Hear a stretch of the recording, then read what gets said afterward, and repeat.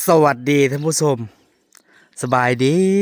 พี่น้องพวกไปเบิดสุกุลพี่น้องจ๋าบรรยากาศตอนสายตอนนี้10 โมงแล้วแดดพี่น้องอืมแดดท้องฟ้าแจ่มใสบ่มีหดเมฆแต่พอตกค่ำมา4-5 โมงมาพอมืดฝนผ้าเหลื่อมผ้าห้องผ้าแตกแต่ว่าฝนบ่ตกเมื่อคืนนี่ก็ลุ้นคิดว่าจังได๋ก็ตกแท้เพราะว่าช่วงค่ำน่ะมันมืดฝนฟ้าเหลื่อม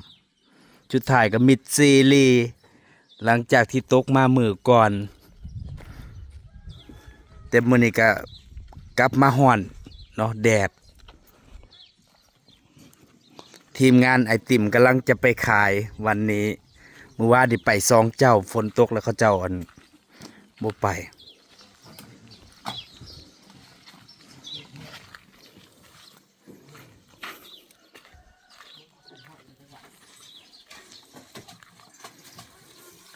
มื้อนี้ทีมงานไอติมคือไปสายแท้หึ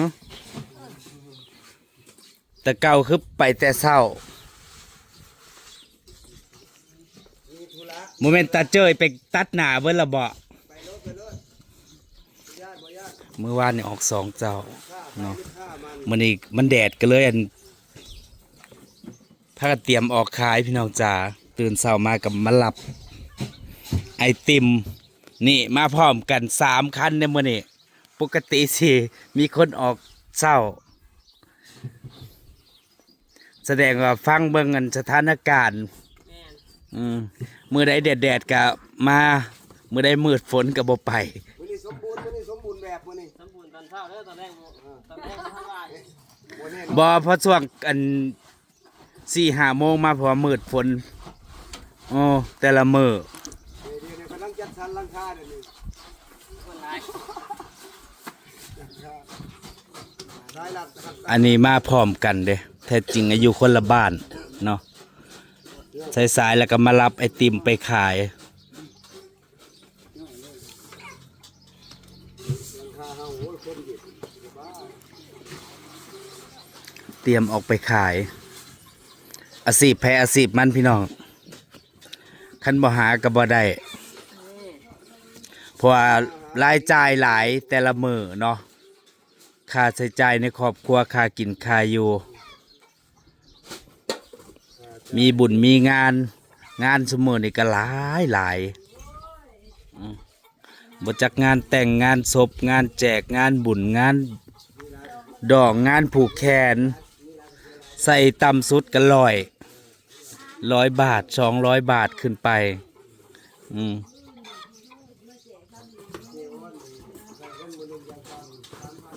อันนี้เตรียมออกไปขายของท่านผู้ชมคันบ่หาก็บ่ได้แต่อยู่บ้านเฮาก็คันดูหาขยันหาก็ได้อยู่เด้ได้มือ300 400 500ก็ว่าไปเนาะ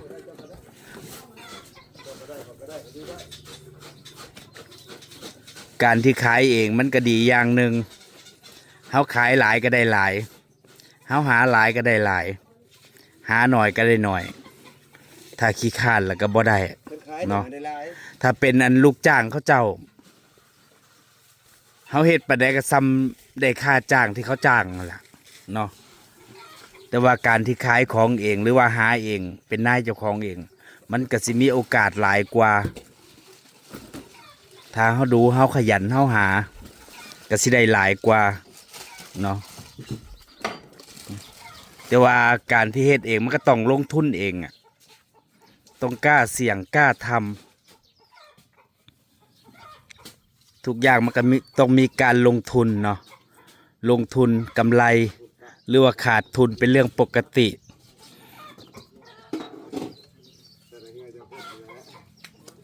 ทุกอย่างที่การลงทุนย่อมมีความเสี่ยงเนาะก็พอได้อยู่ถ้ามือหนึ่งได้มือละ300-400-500ก็ถือว่าโอเคแล้วเนาะบ้านเฮาบ้านบ่ได้เซาเขาบ่ได้ซื้อถ้าอยู่ในเมืองหรือว่าอยู่แถวกรุงเทพบ้านก็ได้เซาเด้บ้านเซานี่ก็บ่ได้ถูกพี่น้องซุมื้อนี่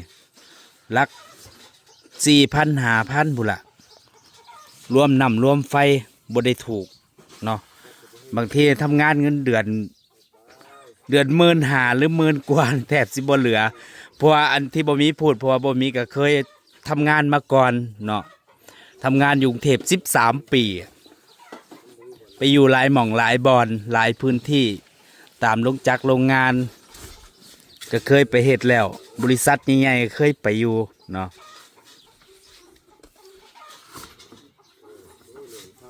ทุกที่มันมีค่าเช่าห้อง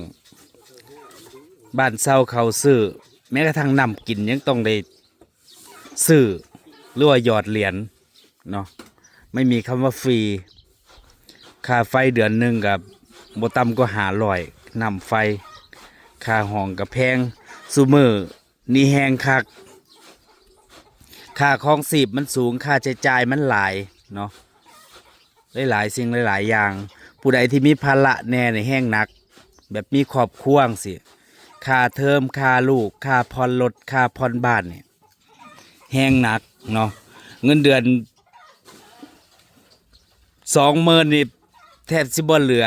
มีพี่คนหนึ่งที่เคยพูดบอกว่าพี่ทำงานเงินเดือน30,000พี่แทบจะไม่เหลือเลยแต่ละเดือนแมนพี่น้องบ่มีก็ฮู้จักหลายคนอยู่บางคนนะเขาเจ้าเรียนจบมาน่ะทำงานในบริษัทเงินเดือน20,000จังซี่แล้วยังบ่อยู่เด้ไปเปิดร้านของเจ้าของเพราะค่าใช้จ่ายมันหลายถ้าเราไปลงทุนเองนะมันก็สิมีโอกาสอยู่เนาะบ่มีผู้หนึ่งที่อยากลงทุนเป็นของเจ้าของเมื่อก่อนบ่มีกรุงเทพก็ออกจากโรงงานจากบริษัทบ่มีก็พยายามที่ไปขายของเองเด้แต่ว่าเนื่องด้วยความกฎหมายไทยเขาเจ้าห้ามต่างด้าวขายของเนาะผิดกฎหมายบ่มีก็บ่ได้ลงทุนเองช่วงหนึ่งก็ไปหุ้นกับหมู่พอดีมีหมู่มีเมียเป็นคนไทยไปแนะนำลูกจ้างเขาไปขายของอยู่ช่วงหนึ่งประมาณ 3-4 เดือนแล้วก็มีปัญหาเรื่องเงินเรื่องหยังกันเรื่องการลงทุนแล้วก็บ่มีก็เลยกลับมาบ้านเนาะก็มีความคิดอยากไปเปิดร้านของเจ้าของขายอยู่เมื่อก่อนแต่มันก็บ่สามารถเฮ็ดได้เนาะ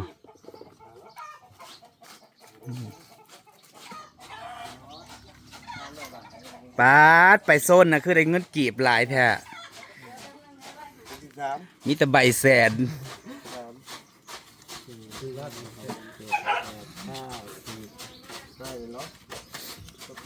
อยู่บ้านกับเงินบาทก็ใส่เนาะเหรียญก็ใส่เหรียญบาทเหรียญ5เหรียญ10ใส่ได้เบิดพี่น้องจ๋าเหรียญ2 บาทเหรียญบาทเงินกีบก็ใส่แต่เป็นบางโซนเด้ไปบางโซนก็ได้แต่เงินบาทบางโซนก็ได้เงินกีบถ้าโซนแบบในเมืองก็สิได้เงินกีบเนาะเขาสิใส่เงินกีบหลายถ้าโซนแถวบ้านเบ้าหมีหรือว่าหมู่บ้านแถวชายแดนแถวนี้น่ะเงินบาทเบิดส่วนใหญ่มันสิซื้อง่าย5 บาท10 บาทจังซี่เตรียมพร้อมเตรียมออกไปขายเงินทอนเงินจ่ายหนี้เงินลงทุน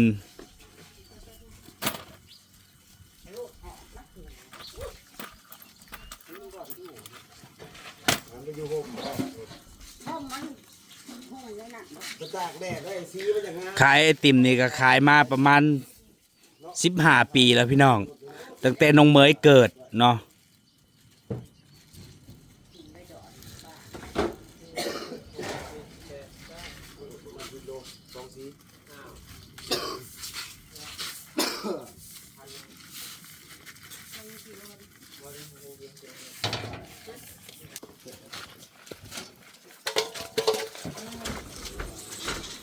เตรียมออกขาย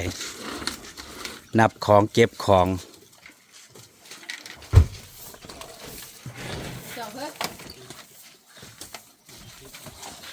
แต่ว่าไปขายนี่ไปโซนไปโซนมันเลยพี่น้อง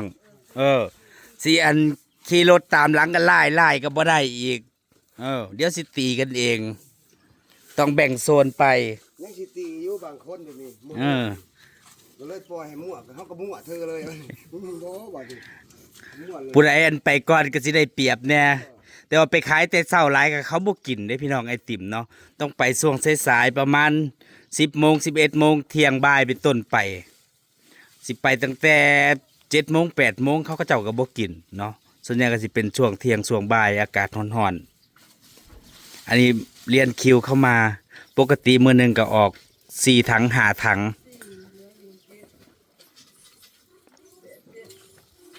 อันนี้ออก4 ถังเอาลูกชายเจ้าไปใส่ละผู้หนึงน่ะหยุดขายแล้วบ่ บริยุทธ์รถล่างมีปัญหา พักก่อนช่วงนี้ลูกชายเรามา3 คนผู้เด้มาขายเนาะปกติน่ะเจ้าประจำนะลูกพี่ใหญ่เลย หาเจ้าหาถังที่มารับไปขาย แต่ช่วงสงกรานต์ก็มีเพิ่มอยู่ เขาเจ้ารับไปขายช่วงสงกรานต์หน้าร้านก็มีผู้หนึ่งไปโซนทิศเหนือผู้หนึ่งไปโซนทิศตะเวนตกไปโซนไผโซนมัน เจอผู้ต้องการเดียวสบายไปเจอผู้ร่างไม้นะเขาเจอกันได้เท่านั้นถ้าข้าราชการเจอได้เท่านั้น หัวเนาะ ก็หลายคันได้เขาไปเจอแล้วข้าราชการบุญเมื่อไหร่โอ้ย มีหลายเจ้าอีกเนาะ ที่ต้องเฮาเฮาเหยียบไปแล้วมัน นี่แหละการขายของพี่น้องจ๋าก็สิมีลูกค้าประจำอยู่ เขาเจ้าผู้เคยซื้อขั้นใดเขาเจ้าก็ซื้อขั้นนั้นลูกค้าไปลูกค้ามัน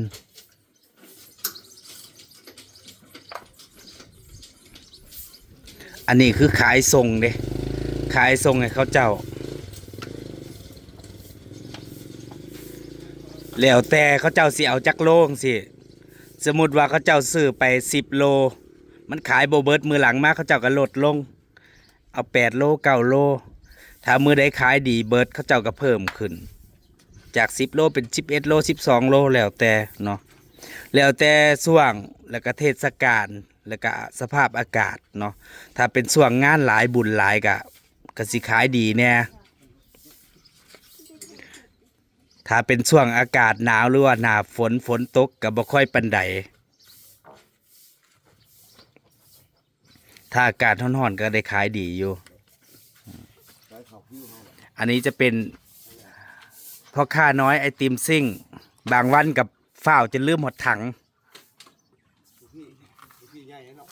พี่เนาะพี่ใหญ่ขายก่อนหมู่ เมื่อก่อนนะพอน้องเมยกะไปขายเองเฮ็ดเองขายเอง แต่หลังๆมานี่กะ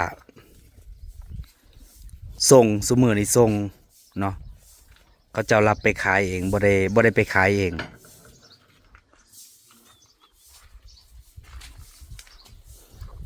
มีหน้าที่แค่ทำอย่างเดียวพูดแล้วมีเครื่องเสียงไปพร้อมเด้อย่าบอกนะมีไม้ไปพร้อม เอาเก็บไปมาขึ้นลงมาขึ้นลงเอาเครื่องลงเสียงเอาป้ายตรงนี้เห็ดบัตรป้ายโฆษณาแล้วเนี่ยพวกสีก็ได้เสียงก็ได้ แม่นบ่ พวกข้าน้อยไอติมซิ่งบอกกันเลยได้หาหุ่มคือปั๊บเลยกัน ของเตรียมพร้อมเนาะมันก็สิมีจอกมีโคนขนมปัง